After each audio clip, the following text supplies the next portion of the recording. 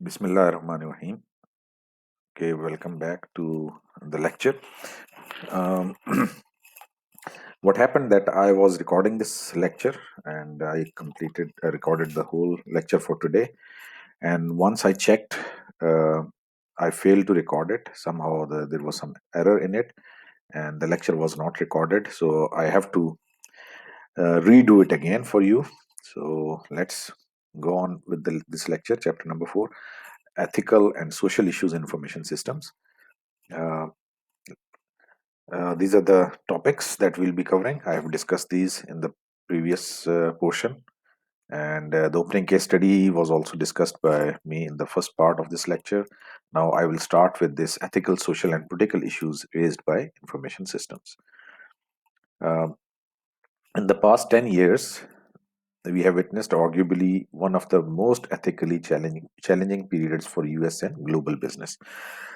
Okay, so this last 10 years was challenging as far as the ethical issues were concerned. That many scandals took place in US, and then different global issues were also highlighted. Table 4.1 provides a small sample of recent cases demonstrating failed ethical judgment by senior and middle managers. So here is this example, table 4.1, which show you recent examples of failed ethical judgment by senior managers. Now, there are 7 examples which are quoted here: Volkswagen, General Motors, Takata Corporation, Citigroup, JP Morgan, Chase, Barclays, UPS, SAC Capital, GlaxoSmithKline LLC, and McKinsey and Company. So you can see uh, the details of each of these issues which were raised. The main factor behind them was the failed ethical judgment on the part of the senior managers. For example, you can consider the case of Volkswagen. Volkswagen agreed to pay $14.7 billion to consumers and agencies in the US and replace nearly 500,000 diesel cars with faulty emission software. The company faces additional fines worldwide. Okay, so the company marketed uh, diesel car, uh, 500,000 diesel cars were marketed with faulty emission software. So, which was discovered later on after they had marketed the cars, and then they had to recall the cars, and they had to pay $14.7 billion to consumers. So, huge cost to the company, but at the same time, the customers also faced a lot of problem because of this faulty product. Similarly, you can see General Motors CEO admits the firm covered up faulty ignition switches for more than a decade. So it means the firm knew there was a problem with the ignition switches, but they carried on with the same for over a decade, resulting in the death of at least 114 customers. So sometimes these ethical lapses, they can be costly as well. More than 100 million vehicles worldwide need to be replaced. And the third example of corporation, Takata executives admit they covered up faulty airbags used in millions of cars over many years. To date, 100 million cars need airbags replaced. So they marketed the vehicles with faulty airbags for many years. Again, something which was ethically not correct. The company was doing it, and then they had to face the consequences of that.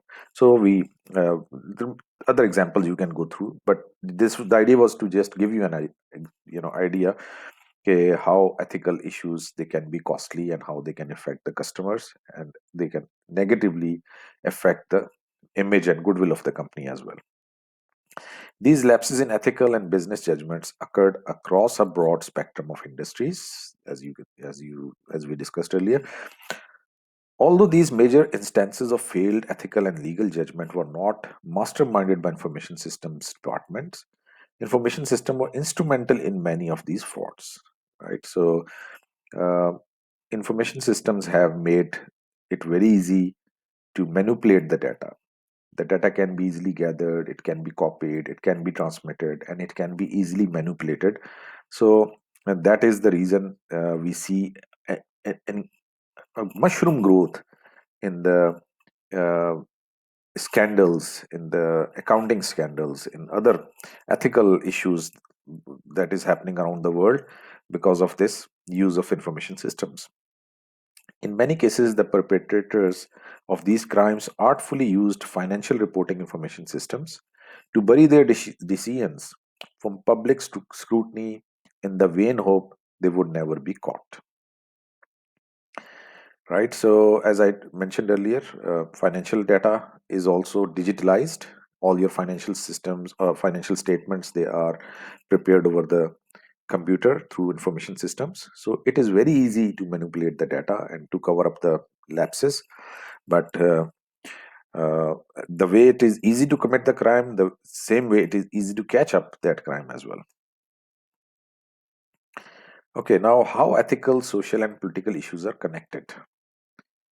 First of all, what ethics is? Ethics refers to the principles of right and wrong that individuals acting as free moral agents use to make choices to guide their behaviors. So, ethics they govern the behavior of the individuals. A person will do something if he considered to be right, and he will try to, you know, stop doing something if he consider it to be wrong. Information system raise new ethical questions for both individuals and societies because information system create opportunities for intense social change. This is something we can all observe. A very common observation is information system have totally changed the lifestyle of the individuals. These systems have changed the way people buy, the way people travel. These systems have the way people bank. So you can see a whole lot. The whole social action of the individuals of the society, social fabric of the society is transformed because of these information systems. Resulting result is that they threaten existing distributors of power, money, rights, and obligations. So, like other technologies such as steam engines, electricity, and telephone, and the radio information technology can be used to achieve social progress, but it can also be used to commit crimes and threaten cherished social values. Okay, so it is technology is a double-edged sword. It has tremendous benefits for the society, but on the other hand, it can also create a lot of problems for the individuals as well as for the society.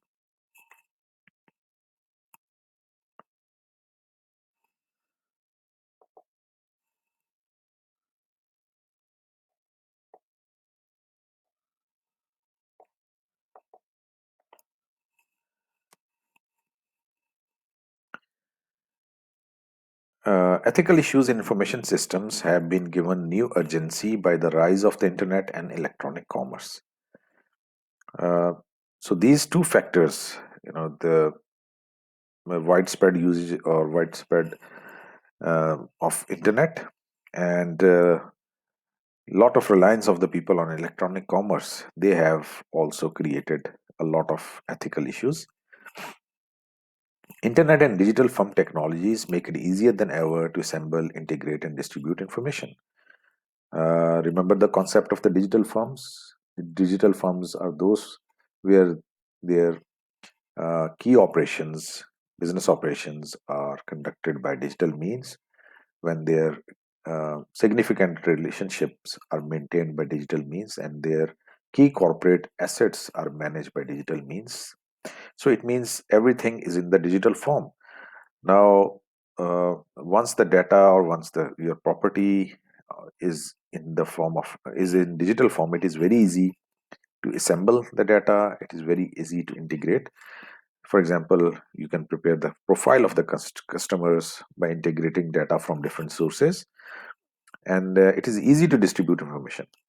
So this results in unleashing new concerns about the appropriate use of customer information, mainly the two issues that we are confronted with are the protection of personal privacy and the protection of intellectual property. So digital data has made these two big challenges for the society: how to address the issue of privacy and how to protect the intellectual property. Ethical, social, and political issues are closely linked. How they are closely linked, you can I could give you an example which will help you to understand. For example, you are standing in front of a pond of water. The water is stagnant. You pick up a pebble and throw in the middle of the pond. What will happen? Ripples will be produced and they will travel outwards towards the bank of the pond. Now, this activity or this energy that you created or this change you created by throwing pebble in that stagnant water is the way is this information technology. Now, there is society which is going at its course. A normal routine is going on, and then this information technology brought a change. The way the stone that is thrown in the pond, it brought a change, and then it affected the whole society.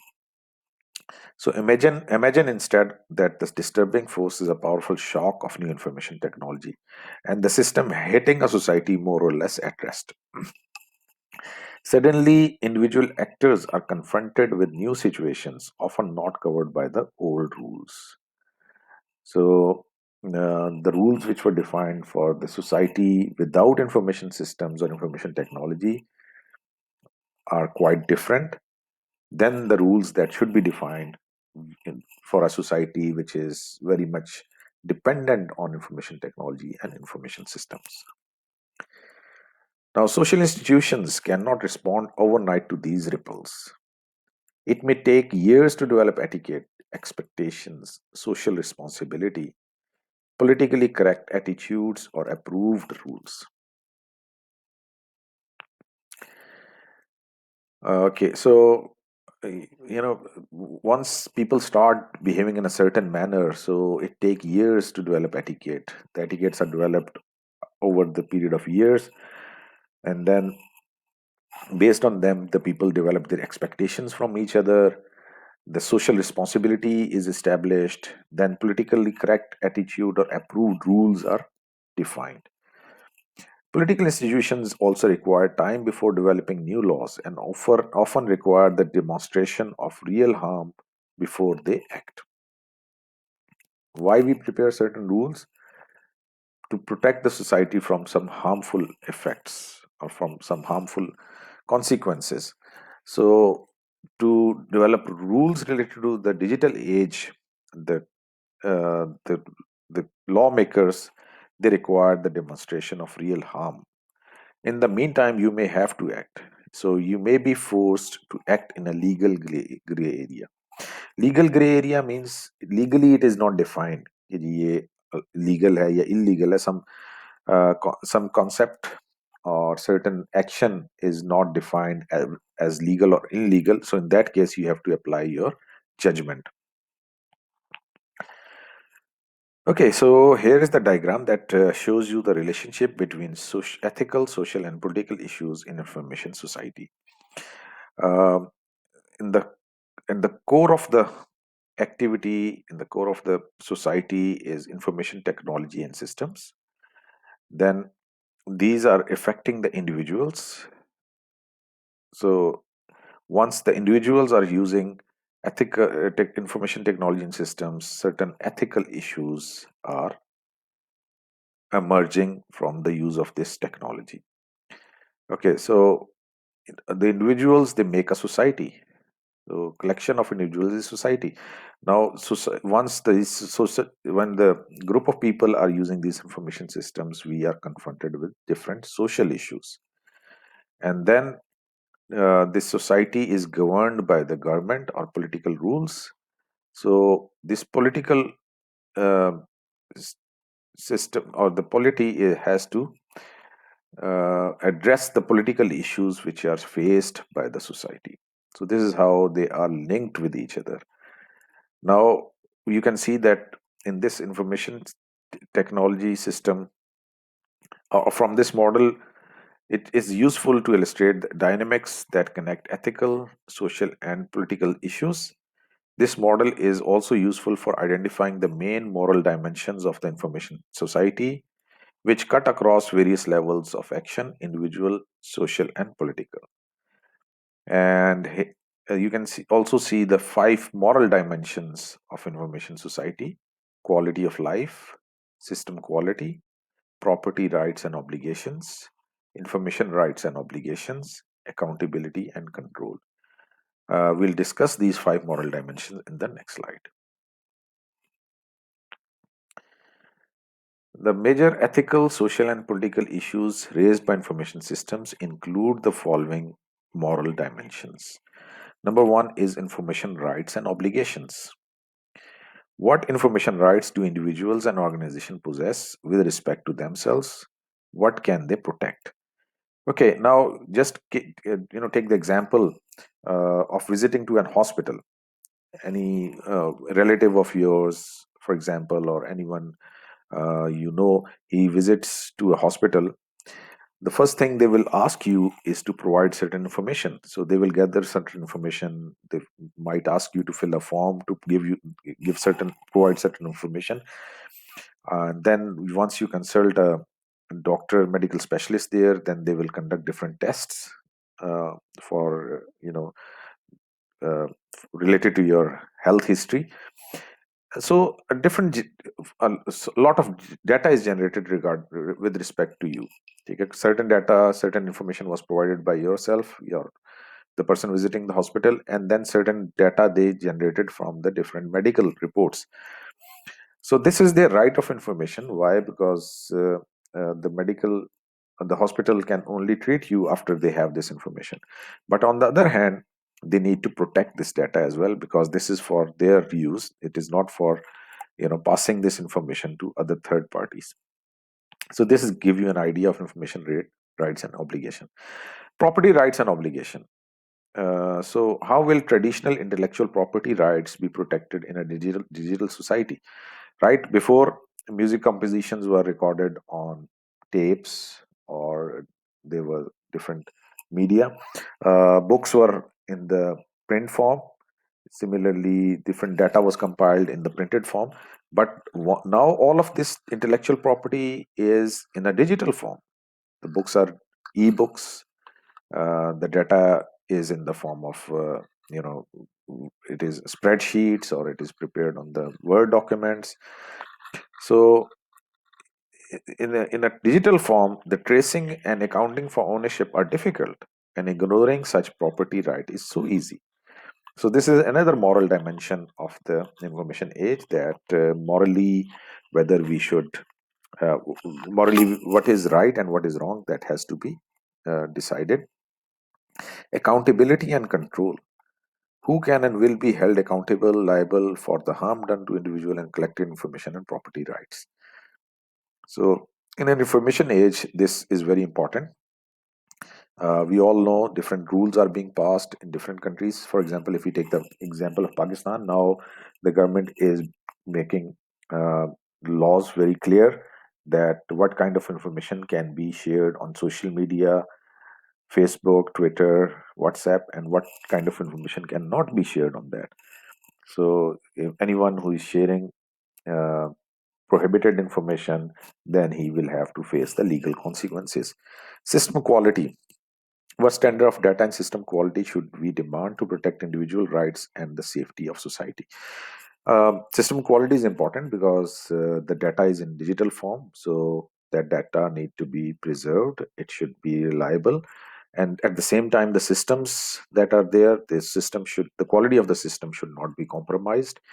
It should not happen that, for example, take the example, you are, you know, using an elevator, and certainly the software of that elevator stops working. So what will happen? You will be in lot of you will face a lot of inconvenience in that case. So a similar thing here, that the systems that are used, they should be of quality, they should be reliable. And the last is quality of life. The quality of life depends on the values. So what values should be preserved in an information and knowledge based society?